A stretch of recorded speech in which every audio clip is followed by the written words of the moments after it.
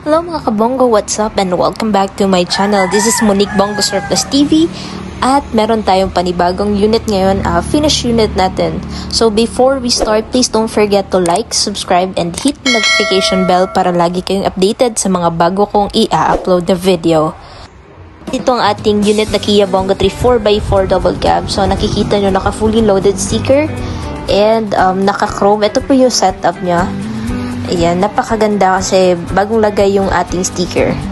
At saka bago din yung gulong natin. Ang kulay niya is metallic silver. At saka naka-chrome na din. Ayan yung chrome sa ating side mirror. Naka-rain visor. Yan, dalawa magkabila. At saka sa headlight, sa itaas at saka sa ibaba. And then meron na din sa fog lamp. At saka yung emblem natin na Kia Bongo 3. Meron na tayong chrome. At saka sa wiper din. Sa taas at saka sa ibaba. And then meron din tayong chrome dito sa fender molding at saka sa handle ng door handle ng ating unit. And meron din tayong chrome sa front side ng ating unit sa may window, except sa likod. And then also sa tail light natin meron ng chrome at saka yung apat na gulong natin is naka brand new na.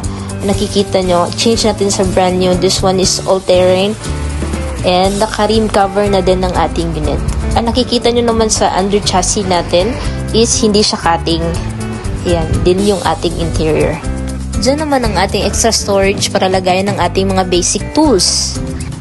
At naka-power window ang ating unit. So, all windows are function na po. Ito naman ang ating interior. So, napakaganda ng ating interior. Yan, naka-function na lahat. Pati yung room light natin. Ayan po yung itsura ng ating room light. Ayan, tapos meron tayong cup holder. Yan yung function para sa ating power window, yung main switch.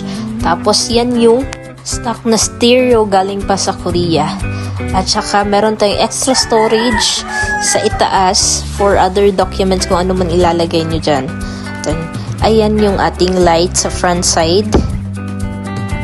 Talaga namang napakaganda ng ating unit mga kabonggo. And ayan po yung lalagay natin yung mask and glasses natin dyan. O ano bang ilalagay natin dyan sa storage. And then sa likod is dyan pwede yung lagayan ng mga bagahe. Tsaka very spacious siya. At ito ang ating gear shifter. So 5 speed ang ating unit.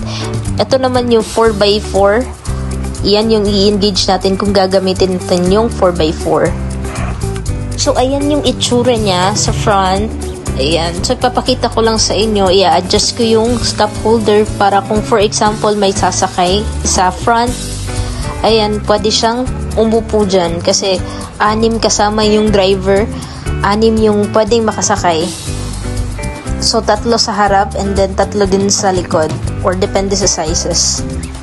Pwede 4 sa likod kasi sobrang spacious kasi.